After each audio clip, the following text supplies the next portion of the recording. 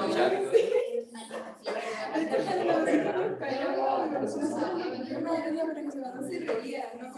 Y ahora voy a escuchar.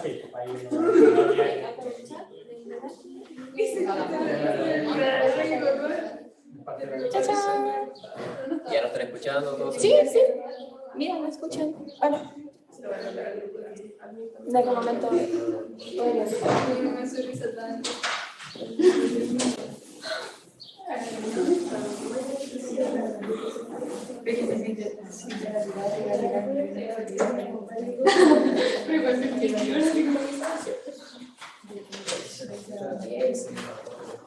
Ya, chicos y chicas, ¿cómo están?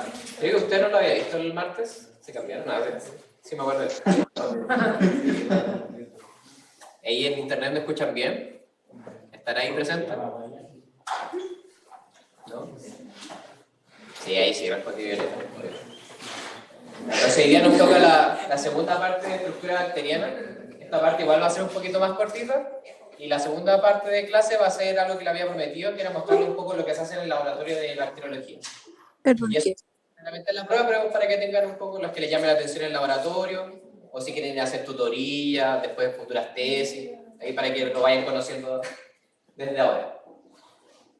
Entonces, vamos a continuar con la parte de estructura.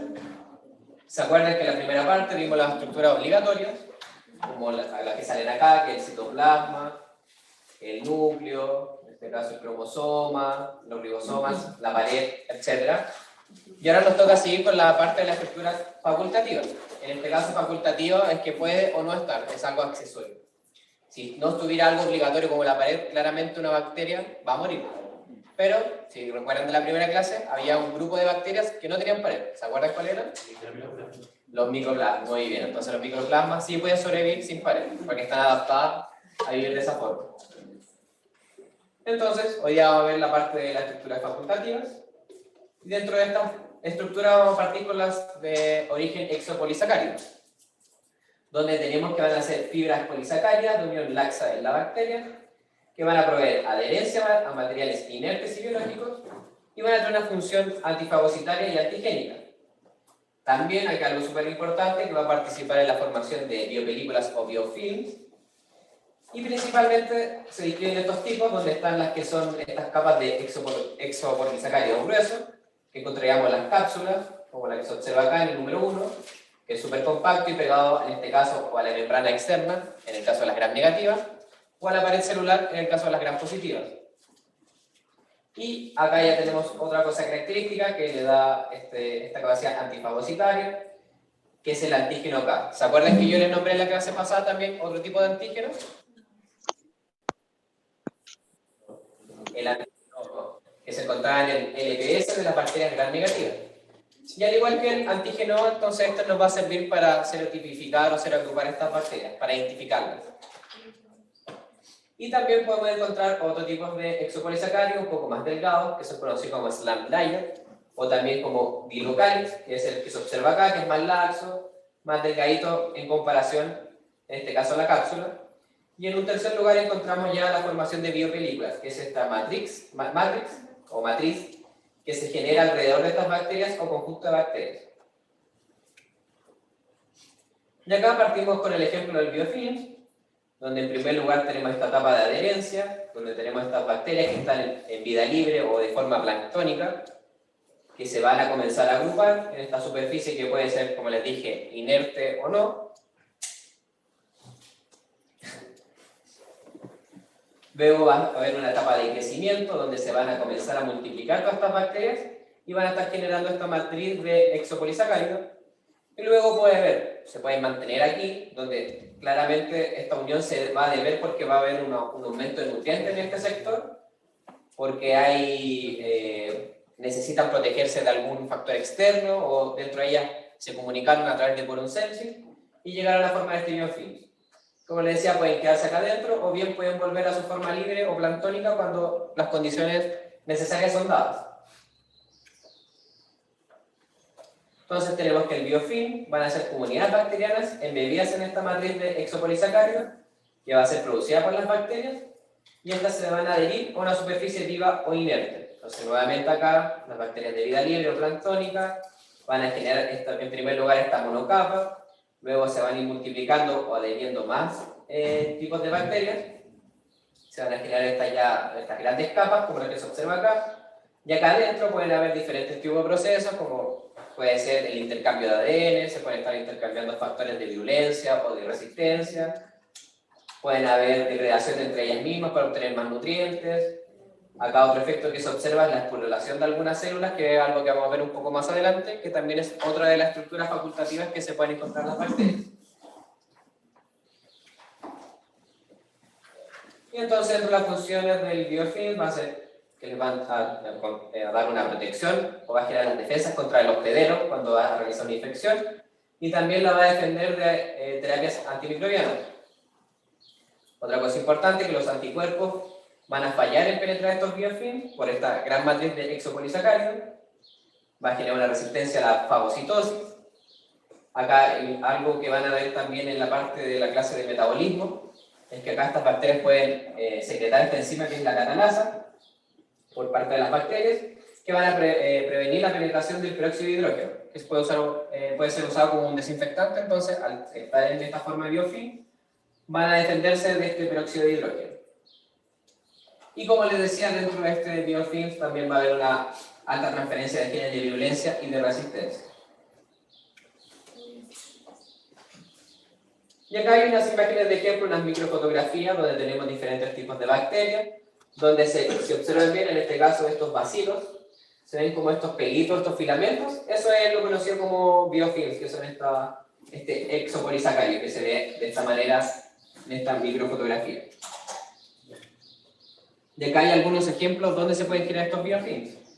Entonces, como les dije, estos pueden generarse tanto en tejidos en superficie inerte o en tejidos vivos, como en este caso de este perrito que tiene esta placa dental. No sé si habían visto estos perritos con o también conocido como tártaro.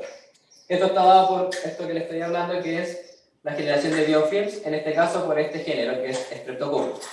Y esto es lo que ocasionaría esta enfermedad periodontal. Y acá tenemos un poco el ejemplo de cómo va evolucionando esta enfermedad, donde estamos partiendo con una leve capa de biofilm producida por esta bacteria, hasta ya casos donde se encuentran grandes trozos de tártaro, que es muy difícil después sacar el perrito y le va a generar diferentes tipos de molestia o signos en este animal. Y acá un poco lo que sucede, que era lo mismo que le mostraba antes, donde está esta fase de adhesión de las bacterias, donde se van a juntar varias, van a formar como una colonia.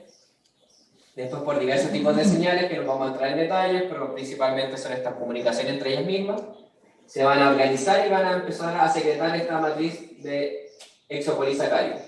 Profesor, perdón que pregunto si ya lo explico. Pero ese biofilm que se acumula en los dientes de los perros sería lo que es equivalente a nosotros el sarro, ¿no?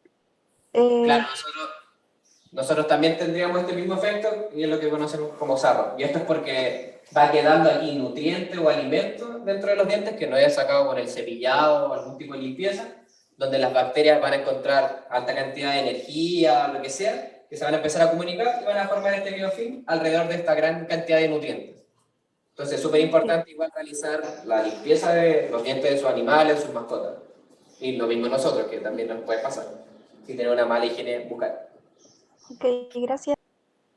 De nada, Yeritza. Y acá hay otro ejemplo también de dónde se pueden generar biofilms, en este caso que puede ser en un catéter. Esto se puede dar como una infección intrahospitalaria, donde aquí dentro de este catéter intravenoso pueden haber estas capas de material orgánico, puede ser incluso que las bacterias vayan en búsqueda de hierro en la hemoglobina, se adhieran a estos glóbulos rojos y vayan generando también un biofilm. Y como les decía, les va a generar tanto una protección contra el sistema inmune del hospedero, como también va a ser impenetrable para algunos antibióticos.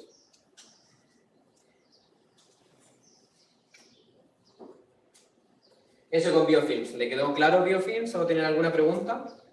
¿La habían escuchado antes? Estas biopelículas, ¿no? También es súper importante en la industria de alimentos realizar buenas desinfecciones porque pueden quedar en los mesones donde se preparan los alimentos, como lo vimos también en las mismas clínicas veterinarias, en un fonendoscopio puede quedar bacteria y si es que no se desinfecta, podríamos estar traspasando esas bacterias de un animal a otro. Entonces es súper importante desinfectar todo lo que se use dentro de un animal a otro. Y ahora vamos a pasar a otra estructura facultativa, que es la cápsula, que está dentro también de los exopolisacáridos, que estas van a ser del tipo polisacáridas, pero también hay cápsulas del tipo polipeptídicas, que están formadas principalmente por glutamil polipéptidos. Y estas las vamos a encontrar en el género Bacillus. Y acá encontramos otro tipo de tensión. ¿Se acuerdan la tensión que vimos en la primera clase? La tensión de Gram, que nos separa entre Gram positiva y negativa. Y había otro también que hablamos, que era en el caso de las ácido alcohol resistentes. La que se calentaba. Que se calentaba, que era Ciel Nielsen, que se usaba en Mycobacterium tuberculosis, Mycobacterium bovis. Y acá ahora tenemos una tercera tensión, que es la tensión de Hall. En este caso es para poder evidenciar esta cápsula que se genera, en este caso, Bacillus. No sé si también han escuchado esta bacteria, Bacillus anthracis, ¿les suena de algo? ¿No? ¿Nunca la han escuchado? Es súper famosa. Quizás hace unos años atrás era más nombrada porque incluso esta bacteria se usaba en bioterrorismo. Porque... ¿Ah? Es la que causa el anthrax, muy bien. Entonces, antiguamente en Estados Unidos se mandaban cartas con esporas de esta bacteria que podían generar un brote de esta enfermedad en algún sector. Entonces era súper pesquisado, en este caso en el correo en Estados Unidos. Acá no ha pasado nada, pero es súper relevante esta bacteria. Y como les dije, genera una espora que también la vamos a hablar un poquito más adelante. Y dentro de las funciones de las cápsulas está que es prevenir el atrapamiento en el mucus. ¿Me podrían decir algún sitio anatómico donde se encuentra este mucus o mucosidad? ¿Cuál? Ya las vías respiratorias altas. Entonces, las bacterias con estas cápsulas van a evitar ser atrapadas por este muco y van a poder pasar directo al epitelio del aparato respiratorio. También va a inhibir la unión con las inmunoglobulinas o también con partes del sistema del complemento. No sé si están viendo inmunología o ya lo tuvieron. ¿Sí? Van en paralelo. Ya, bueno, creo que ya lo del pasado lo están pasando, que son estas respuestas del sistema inmune innato y adaptativo. ¿Sí? Y que está asociado a esto, que va a haber una disminución de su captura por parte de neutrófilos. Y acá en estas imágenes que les presento acá abajito, aquí hay una microfotografía donde se observa aquí en el centro donde están las bacterias, y todo esto que está blanquito sería lo que es la cápsula. Y acá lo mismo con otra microfotografía. También acá tenemos el cuerpo de esta célula bacteriana, tenemos diferentes bacterias, y esta línea negra que se ve acá es la que va a delimitar lo que es la cápsula. Entonces, como ven, está súper adherida a la bacteria, igual es una capa gruesa de esta matriz de exopolisacáridos, que le va a conferir todas estas protecciones tanto para el sistema inmune, como también resistencia a antibióticos, etc.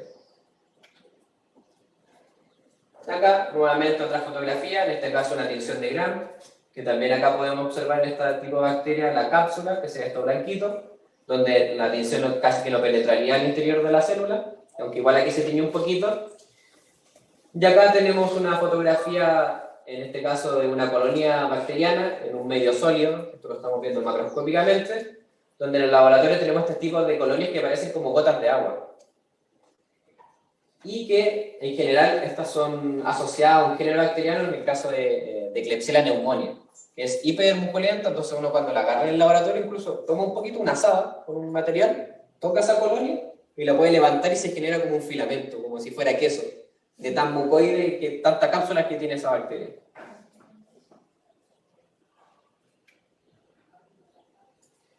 Ahora vamos a pasar a otra estructura facultativa, que es el flagelo, que son estructuras helicoidales formadas por polímeros de flagelina. Entonces vamos a tener que el monómero o la unidad básica que forma un flagelo es la flagelina. Esta va a ser responsable de la movilidad de la bacteria, y importante esto es que va a ser dependiente de energía.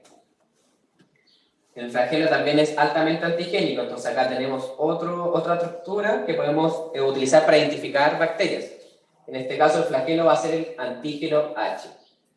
Y ahora podemos tener mucha más información a la hora de identificar una bacteria. Si una gram negativa, una coli, tiene el antígeno O, que era esta parte del LPS, imaginemos que tiene el O154. Y además tiene tiene un flagelo que es el antígeno H, entonces ya podemos decir que esa bacteria, esa coli, es la O154, H7. Y ahí ya tenemos el nombre que le podríamos asociar a esa bacteria, o la identidad. Entonces nos va a permitir tipificar ciertos tipos de bacterias. Y además va a ser un factor de virulencia este flagelo. Y acá en esta imagen tenemos diferentes formas en que podemos encontrar este flagelo. Cuando solamente se encuentra un filamento de este caso este flagelo, lo vamos a llamar como monótrico. Cuando tiene un flagelo en ambos polos de la bacteria es anfísico. Cuando están varios flagelos en un solo polo, es lofótrico. Y cuando tiene flagelos alrededor de todo el cuerpo de la bacteria, se llaman pelítricos. Y cuando no tienen, son átricos, si no tienen flagelos. Y acá esto es lo mismo, pero en este caso a microscopio. Entonces ahí está la bacteria, que sería este como puntito rosadito, moradito, con todos estos pelitos que son los flagelos, que le van a permitir la movilidad a la bacteria. Y acá está un poco en este esquema, se muestra cómo es la estructura de este flagelo, que tiene estas dos bases en el caso de los flagelos de las bacterias gram negativas, porque están unidas a las membranas, en este caso la membrana citoplasmática y la membrana externa, y acá el anillo que está anclado a la membrana de una gram positiva, que solamente tiene la membrana citoplasmática. Luego sigue este gancho, y acá ya estaría la parte del flagelo. Acá súper importante cómo funciona esto, es que es casi como un motor de un auto. Este anillo que está acá va a comenzar a girar y va a hacer que se mueva toda esta estructura que está hacia afuera. Incluso la colita que es el flagelo. Y aquí hay un video de cómo se forma este flagelo.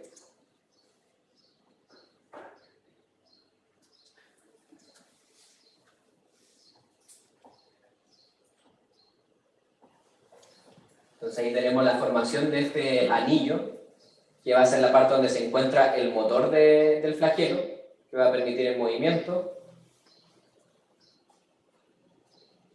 Aquí en este caso es un ejemplo de una bacteria gram negativa, porque vemos que tiene una membrana externa.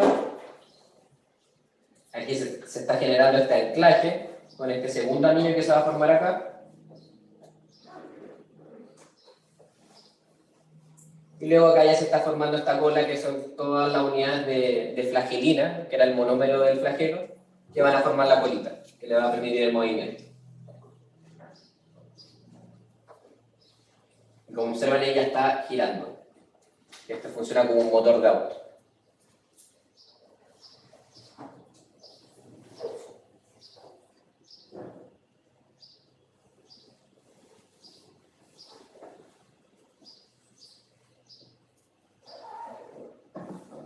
Y aquí quiero que se queden solamente con esas estructuras principales, que eran estos dos anillos que se van a anclar a la membrana, más la colita. No quiero que se aprendan cómo se va a generar en detalle, porque esto lo ven en posgrado, las proteínas, los genes que están involucrados en la formación de todo este motor. Y lo otro importante es que esto va a depender siempre de energía.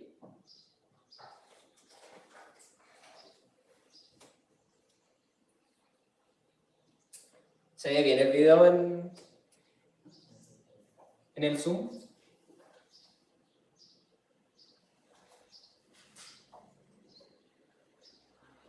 Sí.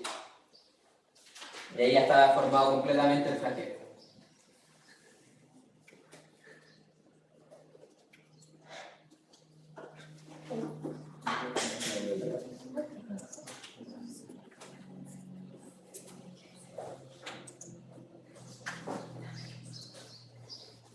Entonces acá está un poco más de lo mismo en otro esquema.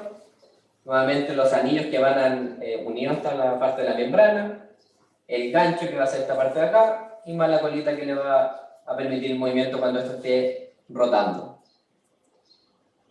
Y la diferencia entre ambos tipos de bacterias, gram negativa y gram positiva.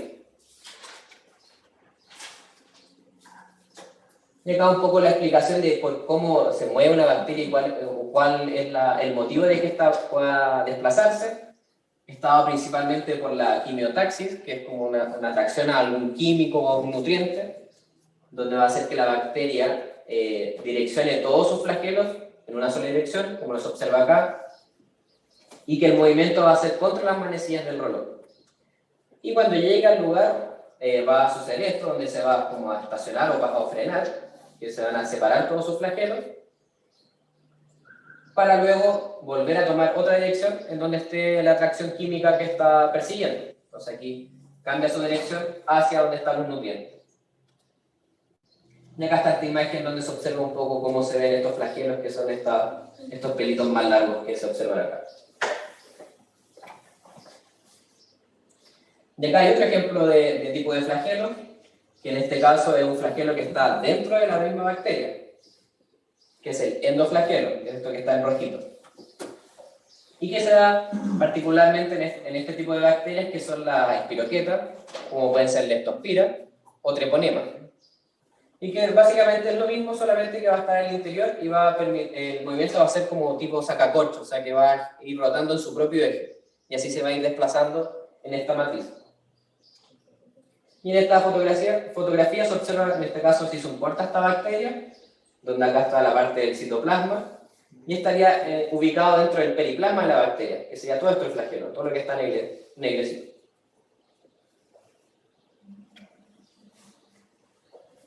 ¿Les quedó claro en la parte del flagelo? ¿Alguna duda hasta el momento? ¿No? Pues ahora vamos a pasar a otro tipo de estructura facultativa, que son las conocidas como fimbrias o pilis, que en este caso, al contrario del flagelo, van a ser estructuras proteicas pero inmóviles, y también van a ser más cortas. El monómero de estas fibras y pilis va a ser la pilina. Estas van a ser más abundantes en bacterias gram negativas, y dentro de sus funciones están las de adherirse a una célula hospedera, que va a ser a través de estos conocidos como pilipatógenos. Pueden realizar también conjugación. Esto lo van a ver, supongo que en la parte genética bacteriana, que es una forma de las bacterias de transmitir genes o partes de su cromosoma a otra bacteria, y esto lo realizan a través del pilisexual. Y también tienen función antigénica, donde aquí ya encontramos otro antígeno que es el F, que está asociado en estas fibras. Y acá está un poco el ejemplo para que vean la diferencia en los tamaños de estas dos estructuras que les nombré. En el caso del flagelo, que es mucho más grande y más largo, en comparación a las fibras, que van a ser estas más cortitas. Y algunos piles pueden ser mucho más largos, pero cuando van a cumplir ciertas funciones. Y acá hay otro esquema donde representa la función de adherencia de estas bacterias, donde tenemos estas fimbrias, y esto que se ve verdecito es lo que nosotros conocemos como adhesinas, que es un factor de virulencia que va a permitir la unión de este ligando con su receptor en la célula hospedera, que es lo que se observa acá. Donde está esta pelotita verde, no quiere decir que va a ser una pelotita verde, sino que es algo para representarlo gráficamente. Y que, como les decía, también pueden haber uniones a través de la conjugación entre dos bacterias para hacer transferencia de material genético.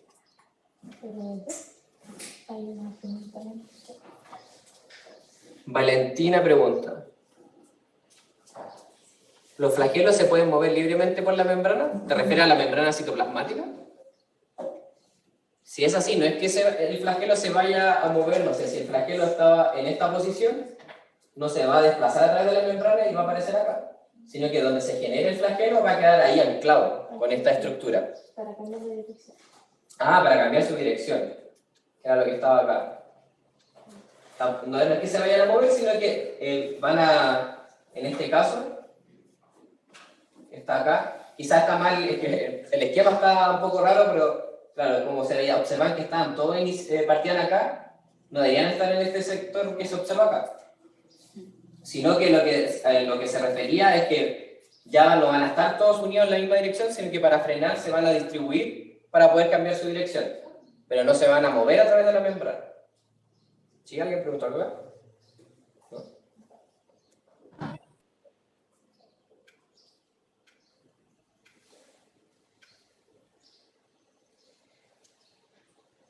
Otra estructura facultativa que nos toca ver es en el caso de las esporas, que van a ser estas estructuras latentes, o conocidas también como criptobióticas. ¿Conocen ese concepto de criptobiótica? ¿No? ¿No conocen los ositos de agua o los tardígrados? Ya, los tardígrados tienen esta capacidad criptobiótica de poder permanecer muchos años inactivos, donde bajan su metabolismo al mínimo, para poder sobrevivir a condiciones adversas. Esto también ocurre, pero en el caso de las bacterias, formando estas esporas. Entonces, estas van a ser altamente resistentes y van a ser formadas en respuesta a condiciones ambientales adversas. Van a ayudar a la supervivencia de los microorganismos durante condiciones ambientales adversas.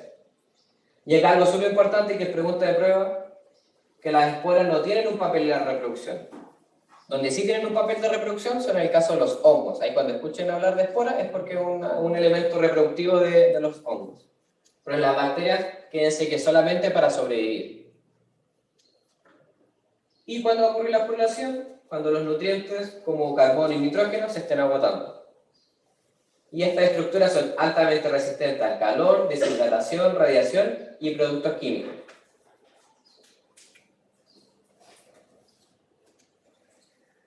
La resistencia de las esporas bacterianas puede estar mediada por aquí algo también súper importante, el ácido dipicolínico, que va a ser un quelante de iones de calcio, o sea que va a adherir el calcio a su propia estructura, y que esto solamente se encuentra en el caso de las esporas.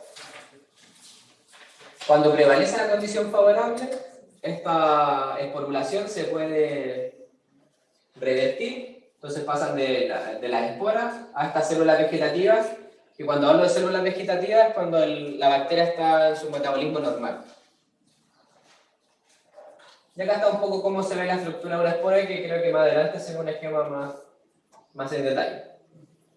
Y acá en este esquema que se ve medio complicado, pero no es tanto, para que me vayan siguiendo, entonces acá está, en este caso, esta bacteria. En la parte de la izquierda, estaría su forma normal de crecimiento vegetativo, que lo típico es que se replique y se generen estas dos células bacterianas clones. Pero como les decía, que cuando hay una menor cantidad de nutrientes en el ambiente, se va a generar esta esporogénesis o esporulación, donde en primer lugar tenemos que en el caso de esta célula bacteriana madre, su cromosoma se va a alargar y se va a comenzar a dividir, como se observa acá, donde se va a formar este septo, donde va a contener una parte del ADN de la célula madre, contenida en este caso en la célula hija. Y cuando sucede esto, lo vamos a conocer como protoespora. Luego, esta protoespora es engullida, o la célula madre le comparte parte de su membrana, quedando, como se observa acá, con una doble membrana, entre comillas, citoplasmática, que le va a ir confiriendo protección a esta espora. Una vez que ya se forma esta doble membrana en la protoespora, los componentes como los organelos, en este caso los ribosomas de la célula madre y el mismo cromosoma se van a comenzar a degradar. Y acá ya la protoespora va a comenzar a generar otras estructuras de protección, como el córtex, que es cuando actúa este ácido dipicolínico que va a quelar el ion circundante y lo va a incorporar en su membrana. Y va a ir generando todas estas capas de protección que cuando ya las genera, ahora en vez de llamarse protoespora, se va a conocer como exosporanquio. Y acá, siguiendo estos pasos, aquí también va a generar un córtex, que son estas láminas de protección que van quedando alrededor de la espora. Y cuando ya genera todas estas láminas de protección, va a desintegrar la membrana externa, en este caso protectora de la célula madre, y va a quedar como lo que se observa acá. Aquí ya estaría en el estado final de espora, que es la que va a mantenerse por años, si es que no se vuelven a obtener las condiciones favorables, resistiendo en el medio externo. Y como les decía, si es que llegase a haber un aumento nuevamente de los nutrientes, esto se puede revertir, donde la espora va a volver a su estado vegetativo y va a seguir el ciclo normal de la bacteria, que es lo que se observa acá. No sé si les queda alguna duda o tienen alguna pregunta de este esquema del... ¿Sí? ¿Por qué dice germinación? ¿Cómo que se necesita otra bacteria para que la espora vuelva a su estado normal? No, aquí está toda la información contenida y necesaria para que la bacteria pueda volver a su normalidad. Aquí tampoco vamos a entrar en los detalles, pero se activan mecanismos tanto genéticos como enzimáticos que van a permitir que la bacteria pase de la espora de nuevo hasta célula vegetativa.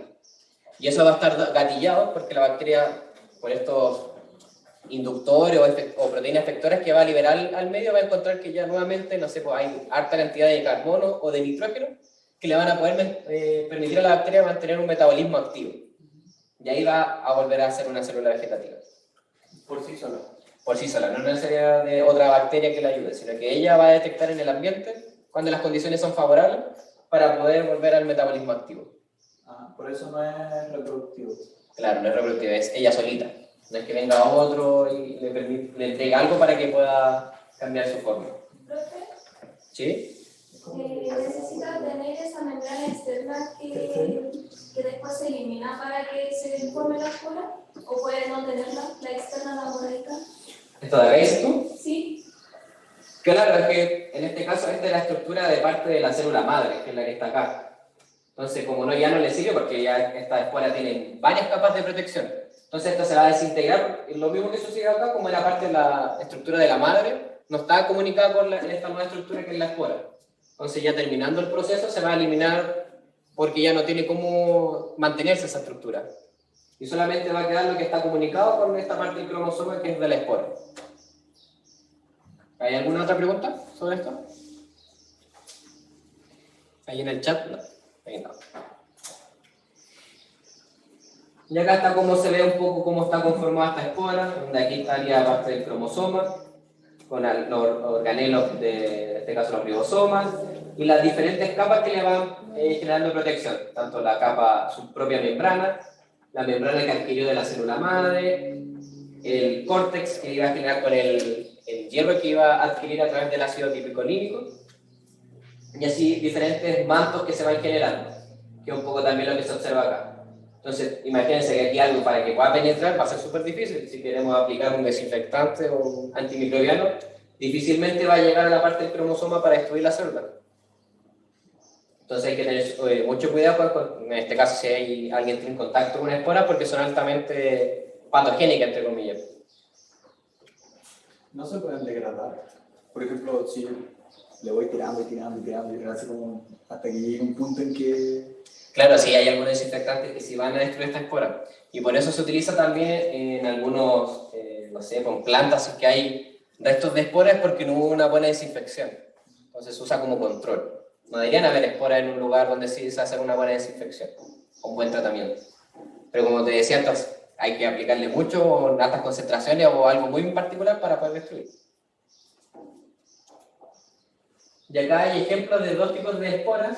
En este caso de acá, estas esporas deforman a la bacteria y se ve como que se formara como un fósforo. No sé si lo observan ahí bien, que es como que está el bacilo, el bastoncito, y arriba tiene una cabecita blanca, que es donde se estaría formando la espora. Y el grupo de bacterias que genera este tipo de esporas son las conocidas como Clostridium. No sé si han escuchado el Clostridium tetani, el tétano. Ya, el tétano, esa enfermedad se produce cuando una herida está en contacto con este tipo de esporas. Y acá en el otro tipo de esporas son las que no deforman a la bacteria, o sea que están de manera interna a la espora, y se da principalmente en el grupo de las bacterias de los bacilos. Aquí estaría en este caso Bacillus anthracis.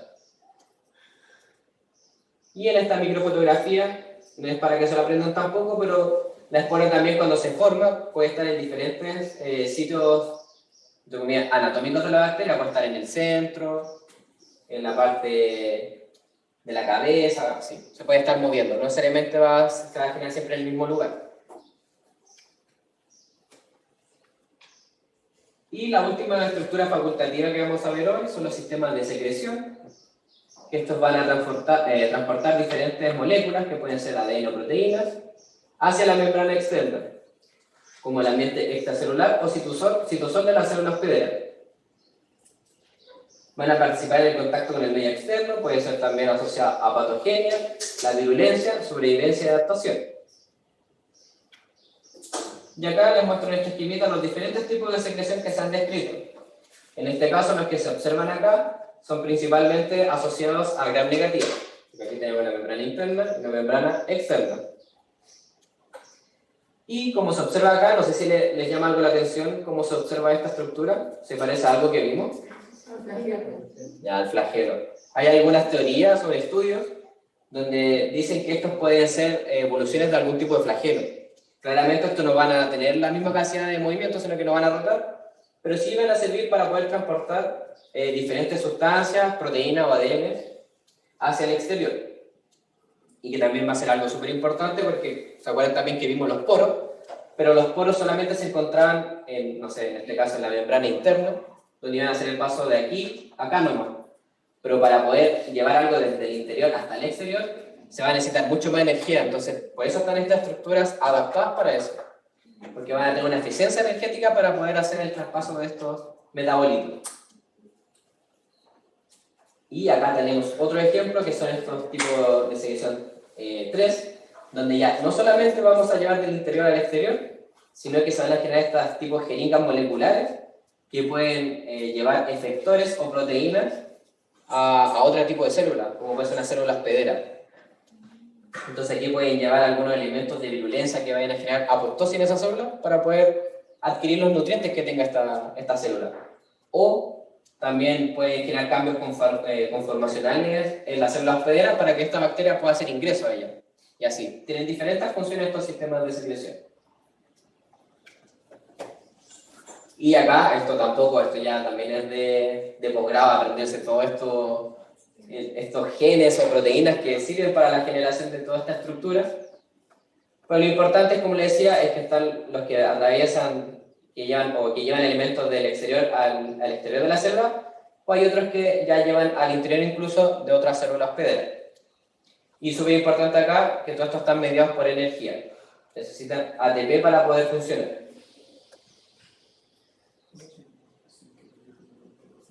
Eso era la parte de estructura bacteriana. No sé si tienen alguna duda, pregunta. Creo que en la anterior había unas que no tenían ATP, o sea que no decía abajo. ¿Estas ¿Estas de acá? Perdón. ¿Estas de acá? Sí. Ya, pero es que estas son un tipo especial que, bueno, aquí tampoco es para que entre en detalle, están las 6 dependientes e independientes, que esto ya como a nivel molecular cómo funcionan y que lo van a ver en posgrado, pero ustedes quédense con estas de acá, la que les mostré aquí, que es de estas de tipo 1 o 2, que son las que atraviesan la membrana hasta el exterior nomás, y las otras que ya pueden llegar incluso a afectar otro tipo de células. Pero no entren tanto en el detalle, como les decía, de los genes o las proteínas que están asociadas, porque eso es para cursos más avanzados. Sí, eso mismo le iba a preguntar, si es que les suben los PPT, ¿cierto? Sí. Ya, entonces yo se lo voy a mandar al profe Negra para que tengan el... Mejor a pizarra. ¿Profe Pizarro? Mejor. Bueno, ahí igual que era los dos, pero ahí les voy a subir la clase. Y ahora, les muestro esto que igual va a ser súper rapidito. En la parte para que ustedes conozcan cómo funciona un laboratorio de microbiología. Esto ya no es para que lo anoten, pero también lo van a ver un poco más adelante. Vamos a partir hablando un poco de las medidas de bioseguridad, vamos a conocer lo que son los medios de cultivo y vamos a también hablar un poco de identificación bacteriana. No sé si ustedes han escuchado un poco el tema de la bioseguridad, con esto del SARS-CoV-2, yo creo que más de alguno ha escuchado las normas de bioseguridad. Que son todos estos elementos que nos van a conferir protección frente a un microorganismo, ya sea trabajando en un laboratorio o en estas últimas medidas que era el uso de la mascarilla que no evita el contacto con algunos patógenos. Entonces, esta norma de bioseguridad van a ser principios, técnicas y prácticas de seguridad, biocontención y biocustodia, y que se llevan a cabo para evitar la exposición involuntaria al material de riesgo o sin liberación accidental. Esto igual yo creo que van a tener una clase más adelante exclusiva de bioseguridad. Y dentro de las principales normas de bioseguridad que uno sigue en un laboratorio es el uso de delantal, lavarse las manos antes de colocarse estos guantes de protección, ya que hay otros elementos también que confieren, entre comillas, protección al ambiente. Cuando uno va a desechar un elemento contaminado, debe ser autoclavado antes de su eliminación, o sea, matar todos los microorganismos antes de llevarlo a una basura común.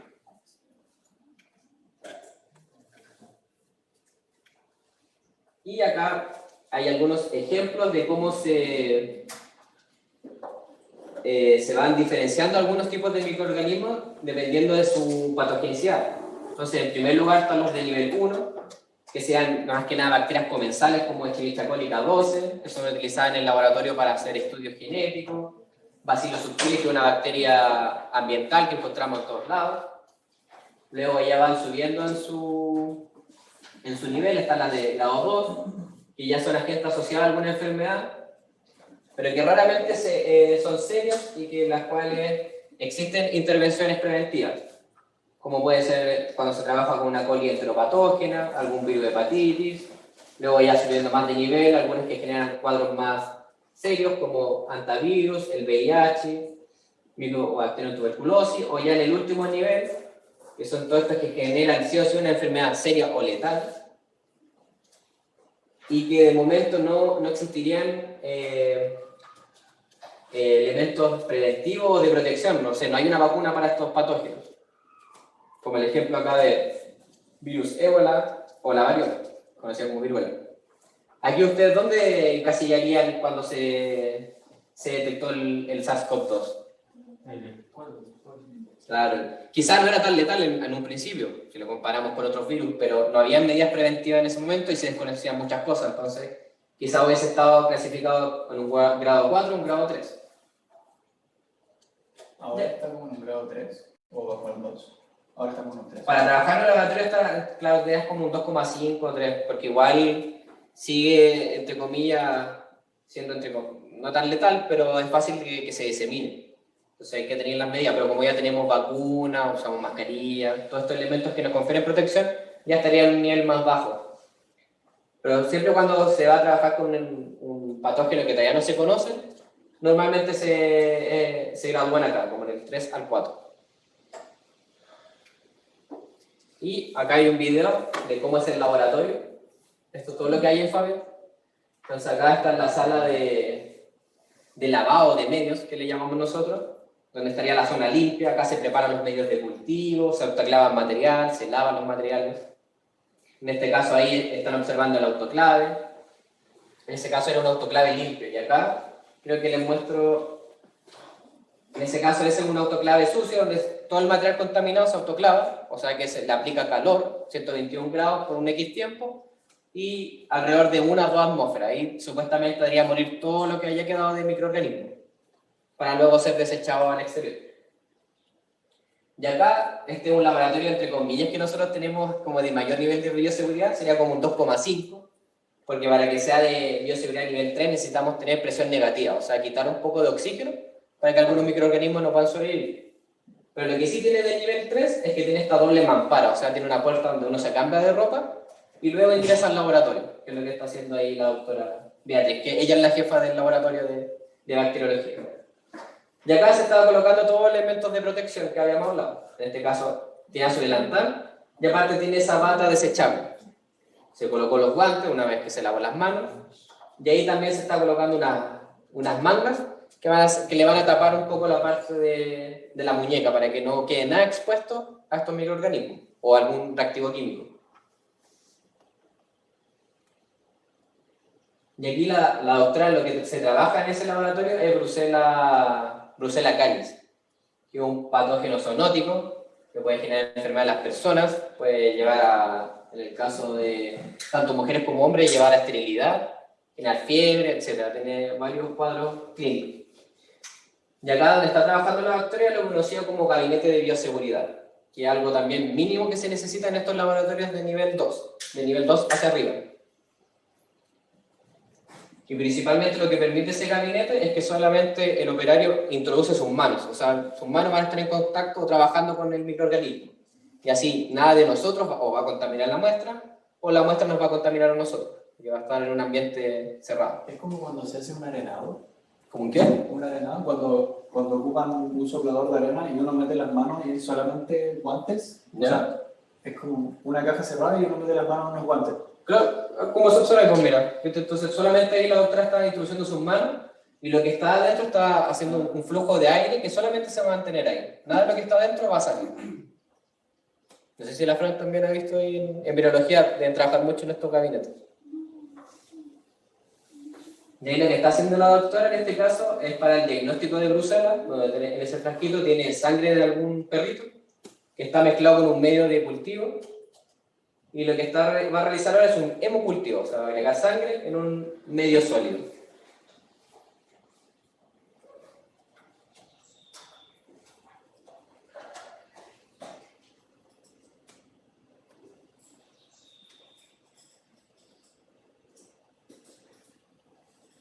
Y es súper importante desinfectar todo en cada paso.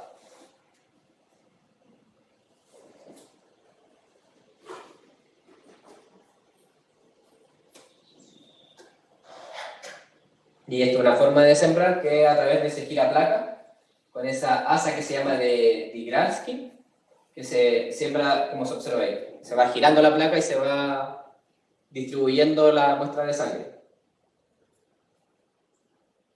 Hasta que quede seco ya se puede después llevar a una estufa para que crezca.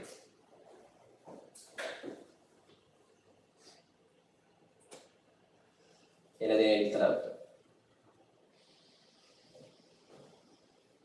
Y es súper importante nuevamente desinfectar todo antes de terminar de trabajar. Limpiar el mesón de trabajo, el gabinete donde trabajo con alcohol. Y desinfectar también el material que usaste, como en ese caso la micropipeta.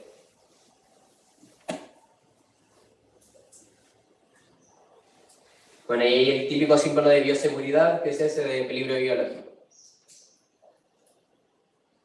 Y ahora acá les voy a mostrar un poco cómo se ven los medios de cultivo, que van a ser estos sustratos, soluciones de nutrientes, los que crecen y se multiplican los microorganismos en el laboratorio. En este caso acá tenemos medios de cultivo líquidos, pero también los podemos dejar en medios sólidos. Como el primero que está acá, que es conocido como agar nutritivo, que va a ser un agar donde crezca de todo, va a crecer cualquier tipo de bacteria. Y el más usado es el agar triticasa de soya.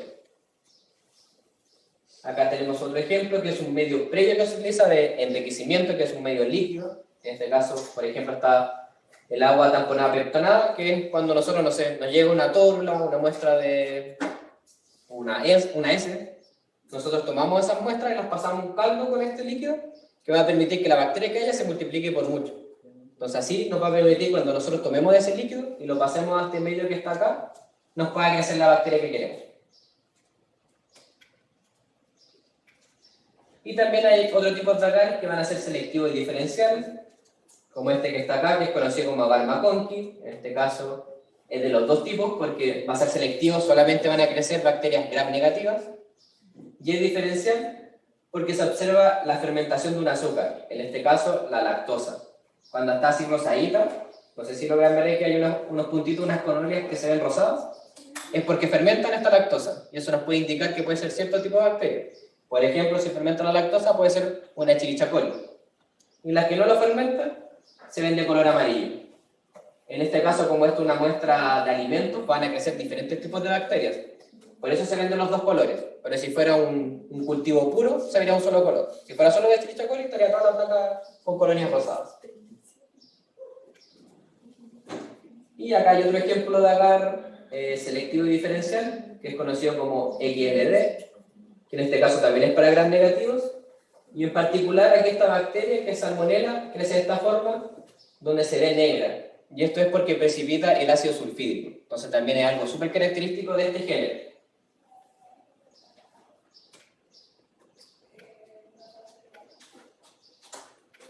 Acá hay otros tipos de medios, el del lado de la izquierda está el agar salmanitol, en este caso ahora es para los gram positivos.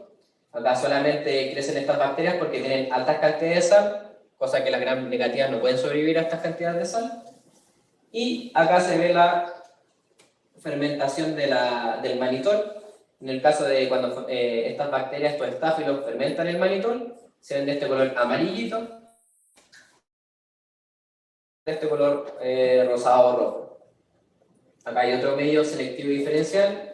En este caso el agar eosina azul de metileno, o MB, o también conocido como Levin, que la particular que tiene es que en el caso que cuando crece una colonia de Escherichia coli, se ve de este color verde metálico. Entonces es súper llamativo y uno ya, con solo ver eso, ya sé que estoy trabajando con Escherichia coli. Entonces nos ayuda bastante a la hora del diagnóstico de una bacteria. Y el que tenemos acá, este es un medio general nutritivo, que es el agar sangre, que aquí también va a crecer de todo. Pero también, a su vez, es diferencial porque se pueden ver este tipo de características que es la hemólisis que se puede generar. Tenemos las que son de tipo alfa, las betas, que se forma ya este halo grande que se come los eritrocitos en el medio, o cuando no tiene lisis o hemólisis, es una hemólisis tipo gamma. Entonces ya con eso tenemos 3 tipos de diferencias que podemos ir identificando diferentes tipos de bacterias. De acá hay un video de cómo se van preparando estos medios. Entonces ahí en el frasquito está el medio en polvo, uno tiene que pesar una cierta cantidad que lo indica el fabricante y lo debe mezclar con agua destilada o agua limpia, entre comillas. Entonces ahí pesamos la cantidad que decía, que eran 51,5 gramos para preparar 1 litro de medio. Aquí le agregamos el agua destilada.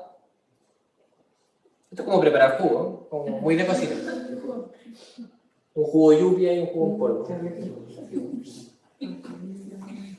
Y en general toda la microbiología es como muy de cocina, así como hacer recetas.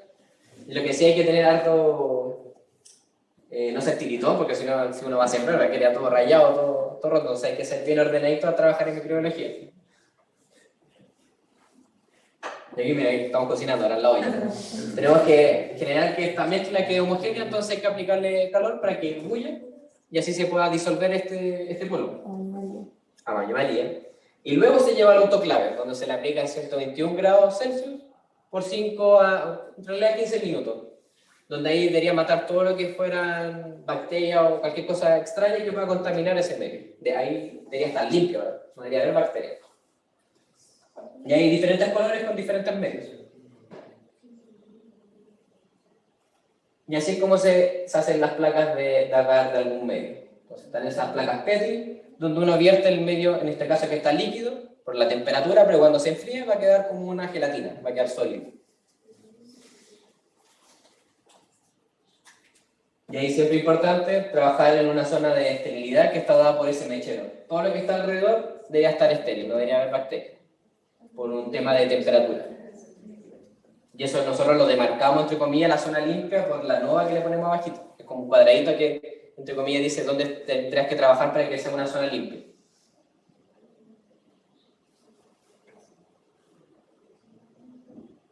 Y ahí no sé si ven que hay un papelito en... Bueno, no lo voy a tocar porque si no se va a cortar. Hay un papelito en la tapa que tiene unas líneas negras. Eso es un papel de autoclave. Si no hubiese quedado autoclavado, esas líneas negras no se ven. Entonces, un indicador de que algo quedó bien autoclavado es que aparezcan esas 2 líneas negras. Y ahí, como ven, es súper bonito. Hay diferentes colores de medio. Hay unos rojos, amarillos, verdes, de todos los colores.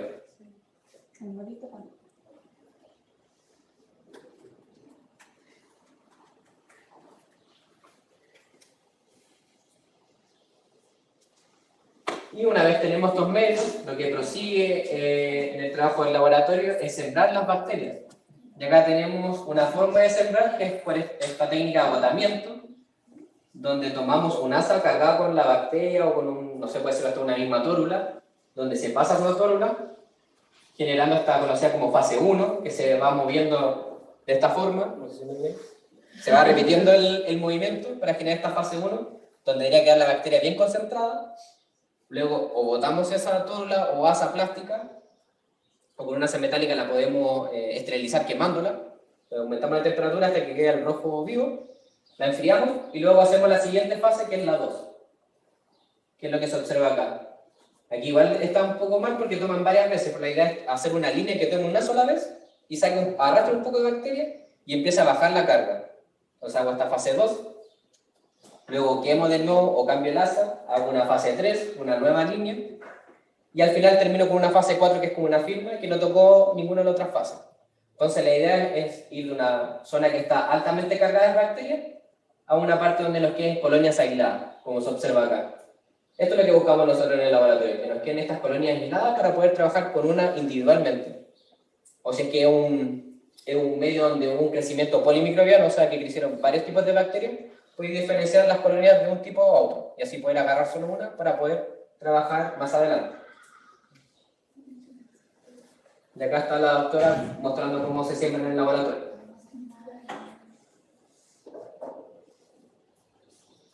Es un tipo de asa, en este caso es plástica, o sea, se toca una vez y luego hay que botarlo. Algo malo para el ambiente, pero que ayuda bastante en el trabajo porque nos hace mucho más rápido a la hora de estar en el laboratorio. Entonces ahí, en ese caso, tomó de un tubo que se llama cepario, donde se creció una bacteria y se guardó, que es un agar semitendido, o sea que está como ladeado. Y ahí empieza a sembrar la doctora. Ahí está haciendo la fase 1, donde repite el movimiento varias veces para que crezca bastante ahí la bacteria.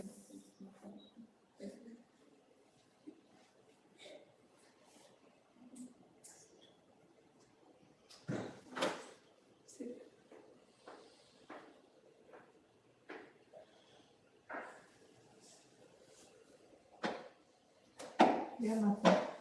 Harto rato hay que estar ahí moviendo el asa.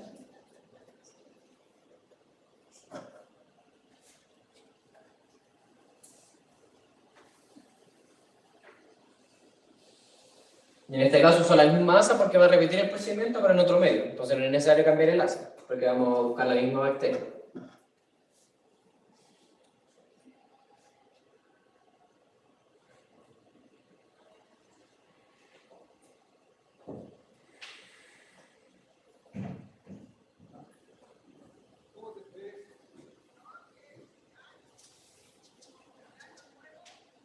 Y ahora cambié a otra asa que es la metálica, que esta ya nos permite usar la misma asa, pero hay que ir quemando entre fases, para ir matando lo que haya quedado en la fase previa. Entonces aquí va a arrastrar de la fase 1, pero ya no va a tocar de nuevo la fase 1, va a ser como una firma.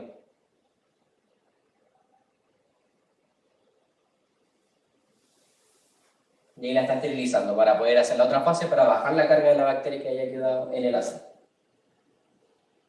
Ahí la enfría claramente, porque si no nos vamos a romper el agar y vamos a matar a las bacterias, entonces hay que enfriarla antes.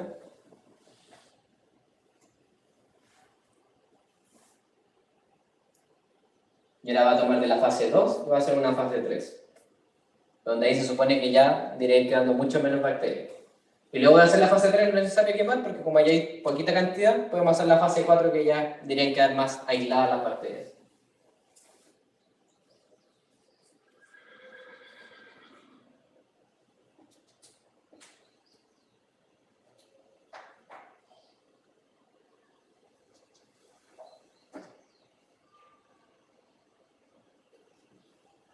Y eso, como ven, son movimientos que ahí se ven fáciles, pero hay que tener alta soltura de los dedos, no ser meñique, para poder agarrar esa tapita, que no se mueva nada, y trabajando muy meticulosamente. Entonces son años de práctica que como que no ocupa mucho ese dedo, pero en el laboratorio se usa bastante para agarrar esas tapas.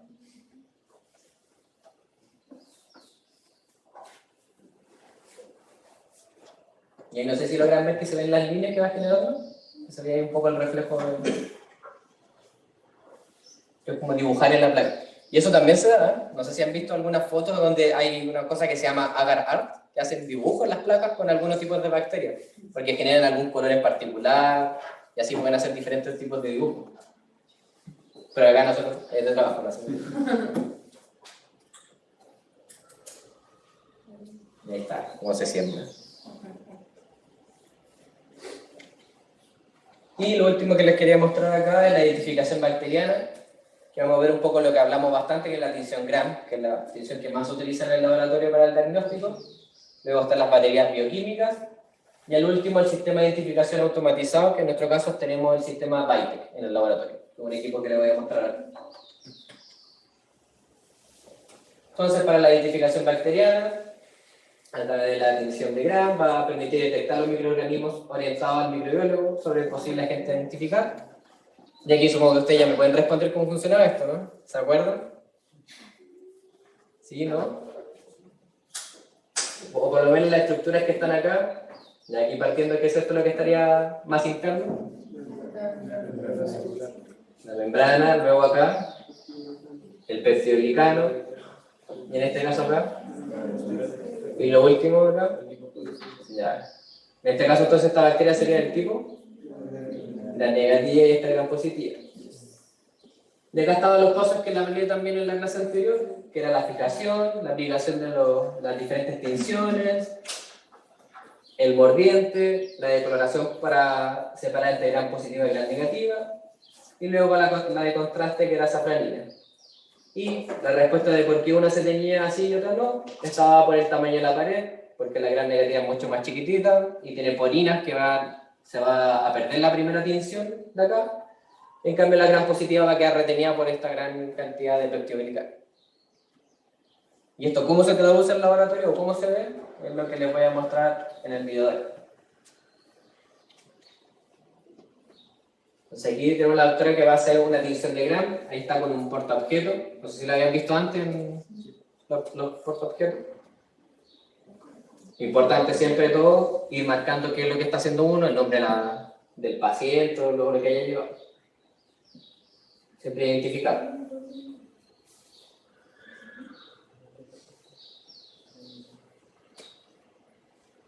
Ahí para poder fijar en este caso la colonia de la bacteria le agrego un poco de agua destilada. Ahí una gotita. Luego con su asa va a tomar la colonia sospechosa de alguna bacteria.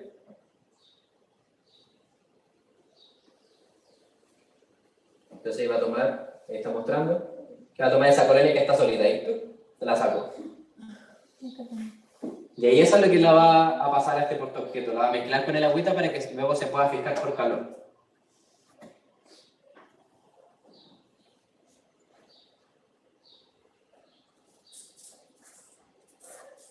Y ahí para ahorrar está haciendo dos en el mismo portaobjeto, pero normalmente uno debería hacer una nomás para poder hacer un extendido grande. Ya que hay otra, y en ese caso, como ven, ya nos puede decir qué puede ser, que es una Escherichia coli por el color verde metálico, que era esta Gar-Levin, que era particular para Escherichia coli. Y ahí la está fijando por calor. De a poquito, porque si las fijamos mucho, las vamos a quemar las bacterias, y luego cuando las queramos ver, se van a ver todas carbonizadas, así que no es la idea. Y tampoco es para que se quemen ustedes los dedos. Y ahí están las diferentes tinciones. Entonces, en primer lugar, se agrega el cristal violeta, hay abundante cantidad, que hay que echar nomás. Por 2 minutos se deja actuar esa tinción. Luego de que se pasaron los 2 minutos, se agrega el mordiente, o sea, para que se pueda adherir esta tinción, en el caso de la gran positiva, que era el glucol o el yodo, se deja actuar por 30 segundos. Una vez pasa el tiempo, se eliminan los restos de tinción, se limpia un poquito con agua. Ahí sin miedo, no es que uno le pique el agua y se va a salir todo, sino que va a quedar ahí porque va a estar fijo ya. Y para decolorar se le agrega la alcoholacetona. Por eso se ve que sale un poco de tinción. Entonces las que sean gran negativas en este paso tienen que quedar incoloras. Y las gran positivas van a quedar de su mismo color porque ya con el mordiente se adherió al peptidoglicano. Y ahí agregó la tinción de contraste para poder observar las que quedaron incoloras, que eran las gran negativas. Y eso se deja actuar por 1 minuto. Y al finalizar se hace una última limpieza con agüita. Se tiene que secar bien. Ahí con cuidado secarla, porque si también pasamos la nova muy por encima, se va a arrastrar todo y no va a quedar nada fijo en el portaobjeto. Y para poder observarlo al microscopio en el mayor aumento, que es al 100 por, se debe agregar ese aceite de inmersión, que va a ser el que va a quedar en contacto con el ocular. Entonces ahí le agrego una gotita de aceite de inmersión.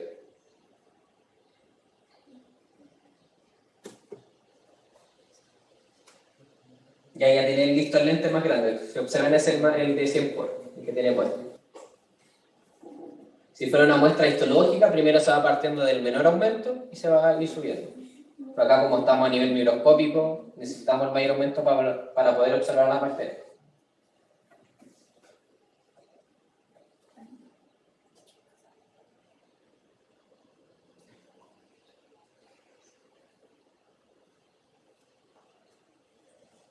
Y ahí lo está enfocando con las diferentes estructuras del microscopio, en ese caso el macroscópico y el microscópico. Uno va a acercar y el otro va a enfocar. El más chiquitito que el micro enfoca la muestra. Y con las perillitas que estaban más acá, movía la platina, o sea, la base donde está el portaobjeto. Y creo que acá les muestro con el video cómo se ve el video. Entonces, ¿ahí qué tenemos? ¿Qué tipo de bacteria sería esa? Gran positiva. Por ahí no se ve muy bien, pero porque cuesta entender. Pero ahí eso es lo que observarían ustedes a través del suelo. En este caso, focáceas en racimo, o sea, serán estáfilos. Gran positivos. Y lo otro que probó la doctora, ahí, ¿qué tendremos? Era negativo. En este caso, bacilos porque era una Escherichia coli, ya lo sabíamos por el medio. Y así es como se ve en el microscopio. Y lo otro es, una vez que se hace un gram, aquí solamente con el gram vamos a ver si es gram positiva o negativa, si es su forma, si es focada, si es un bacilo, o cómo está distribuida, si están en cadena, en racimos, solas. Para poder saber la especie, tenemos que hacer este otro tipo de pruebas, que son las baterías bioquímicas, que son diferentes pruebas con, no sé, pueden ser medios con diferentes azúcares, como la bacteria obtiene energía, etc. Y acá tomé esta, que era una bacteria, para darle ejemplo, que dio como resultado esta batería, donde en primer lugar es indol positivo, porque forma este anillo rojito y utiliza el indol. Luego acá tenemos otro tubito que se ve como lechoso, que ahí se hizo la prueba de la urea, si es que tiene la ureasa, la enzima para utilizar la urea, o el nitrógeno. Luego tenemos otro medio que se llama de citrato de Simmons, que es el que está acá, que es el tubo verde, que si es que queda verde está negativo, si fuera azul estaría positivo, y lo que se ve aquí, si es que usa el carbono como fuente de energía de la bacteria.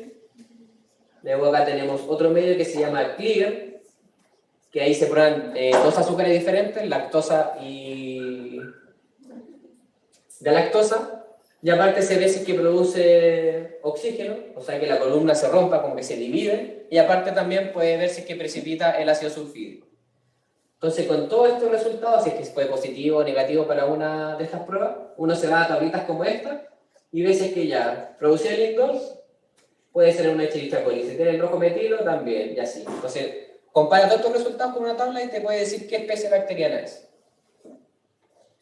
Pero como ven, esto puede ser súper engorroso. Tendría que tener varios tubos para una pura bacteria. Entonces, ¿qué es lo que hacemos nosotros en el laboratorio?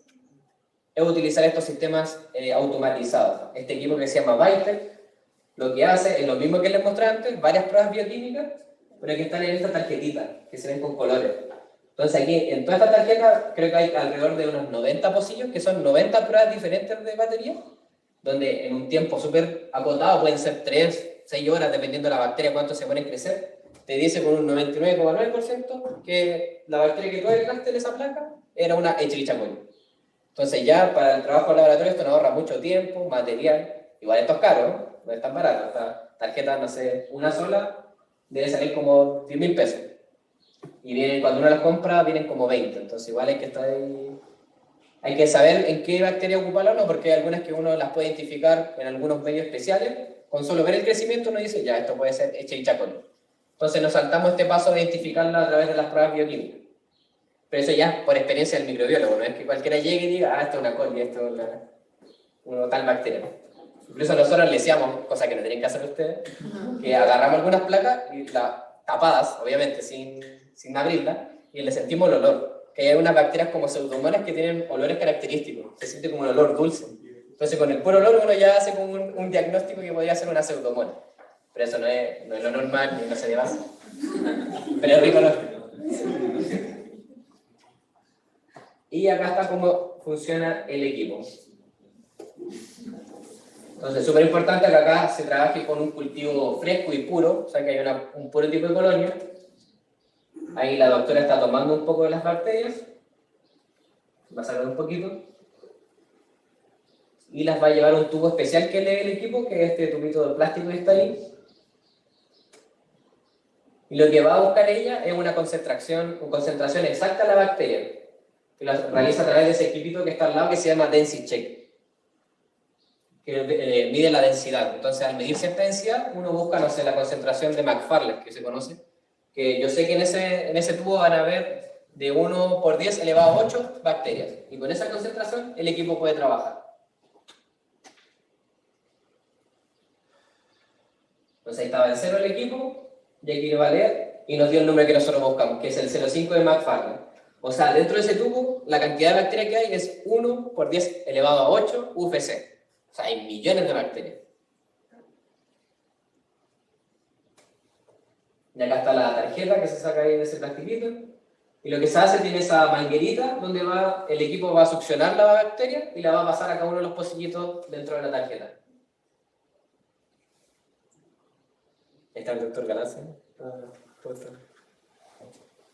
Y aquí tiene esta parte del computador donde uno tiene que ingresar los datos, pone el nombre del paciente, no sé, Luna, se le va a hacer tal prueba, porque se bien poner el nombre Luna. Es un nombre muy típico de animal y que tenemos muchas lunas en el laboratorio, a veces que nos llegan 3 lunas en el día. Así. Y ahí una vez ingresado en el computador, se pasa a la parte del equipo donde se ingresa la tarjeta. Ahí el equipo lo que va a hacer que va a tomar ese líquido y va a beber los pocillitos con esta bacteria. ¿Funciona como un cromatógrafo? No tanto, porque aquí lo que tiene adentro el equipo en realidad es como una mini estufa.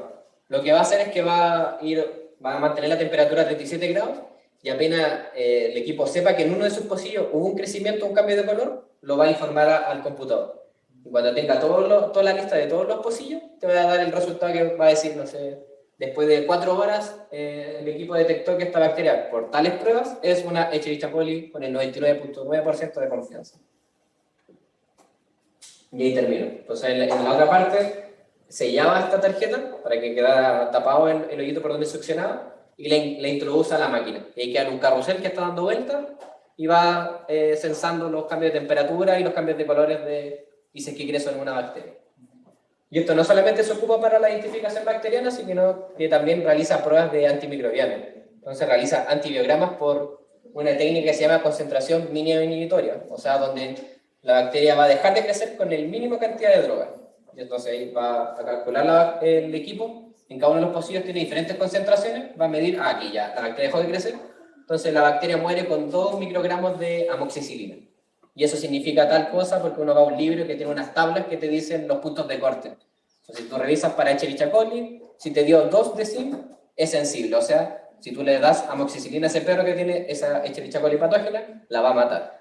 Si me hubiese dado 16 mayor o igual a 16, es que es resistente. O sea, si le doy la amoxicilina, no le va a hacer nada. Y lo único que voy a hacer, vaya a matar microbiota normal, que al final va a ser perjudicial para el animal. Y esto es lo último que, por si ustedes quieren ir a conocer el laboratorio, quieren hacer una tutoría, práctica, futura tesis, lo que sea, se pueden comunicar a través del correo del laboratorio, que es ldai.faer@gmail.com, o pueden hablarle a la jefa, que es la doctora Beatriz Escobar. Entonces ahí, cualquier cosa o duda que tengan, o si quieren coordinar como curso, alguna visita, nos pueden escribir directamente a nosotros, juntamos algunos grupos, y le podemos hacer lo mismo que les mostré acá, pero en vivo. Para que vean las placas, todo, sientan los olores raros del laboratorio. El olor a caca ahí multiplicado por 1000. Así que eso, espero que les haya gustado. Si tienen alguna duda, me pueden escribir a mi correo. Ahí para la prueba, las preguntas van a ser muy de algo que vieron acá, no sé, micoplasma tiene o no pared, pero pongan ojo y no se desesperen, porque yo siempre pongo, elija solamente la respuesta correcta y ahí se empiezan a confundir si era incorrecta, correcta. Así que lean bien con tranquilidad. Porque ya me pasó que hago clases también en la O'Higgins y ahí vi muchos que se equivocan, tenían una buena, la cambiaron porque se ponían nerviosos, por un tema de que se confunden cuando dice si es correcta o incorrecta. Entonces lean bien lo denunciado. Eso, así que ahí les voy a subir la clase y espero que les haya gustado. También hay para los de internet si quedan con alguna duda. ¿Todo bien?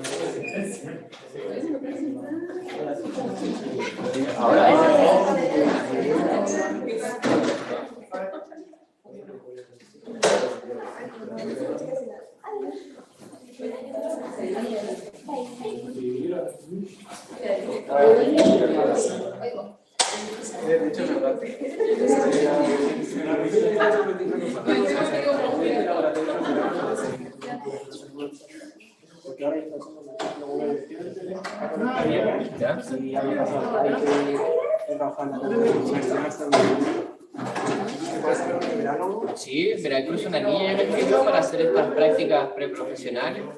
pero también puedes ver con la parte de la PIA, que puedes escribir, para saber si quieres hacer un electivo, pasar esto como un electivo, una tutoría que te cuente con los créditos, que también te sirve para tu futuro. Ahí igual tienen el Biker, tienen todo, pero están más enfocados en la parte de PIA. Sí, generalmente. El otro día de hecho estaban introduciendo como materia, pero para egresar al sitio. Tenemos de todo, es muy similar. Solamente que acá van a hacer muestras clínicas, van a llevar muestras de orina, torulados de piel. Entonces tenemos un poco más amplia la gama de bacterias que puedes observar ahí. Y aparte hacemos investigación.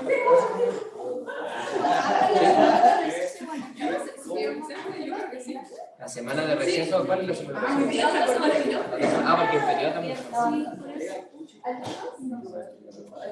Creo que el lunes y martes nomás no vamos a estar, pero otro día supuestamente. Ahí ustedes tienen libre hasta el viernes. Sí, nosotros del miércoles hasta el viernes deberíamos estar acá. ¿Y podríamos hablar de eso como para decir que queremos un grupo de 2 personas? Sí, ahí a los correos que estaba acá. Le da o escribirle directo ahí en ese teléfono. O a mi correo que le había dejado en la clase, que era Fernando Punazar. ¿Sí? Yo también trabajé en el laboratorio. Soy un esclavo más. Sí, Sobre las exopolisacáridas, si eran parte del DOE Si eran, o eran Ah, sí. Los oxopolisacáridos me refería a todas las ahí. Todo lo que genera esta matriz, esta célula, que eran estos 3 tipos. Que era la cápsula en sí, la que estaba más compacta. Por esta matriz extracelular que era el exopolisacárido. Pero solo hasta el gluten, no el flagelo, no, eso es una estructura aparte. ¿Eso viene en la sala? No, Nada. no, pero este la van a ocupar. Esto es lo que se... No lo avisó. No lo avisó. Pero, ¿y tampoco lo avisó Laura? ¿Qué lo avisó? Profe Francisco Lagos. No, sí, creo que lo... ¿Pero no mandó correo? No mandó correo avisando ni hora ni Pero hora. a mí me pidió las 2:30 para que me ayudara. Ah, entonces no tenía. Pero no mandaron sala ni nada todavía. Chale. Nos vemos. Chao. Chao, chiquillos.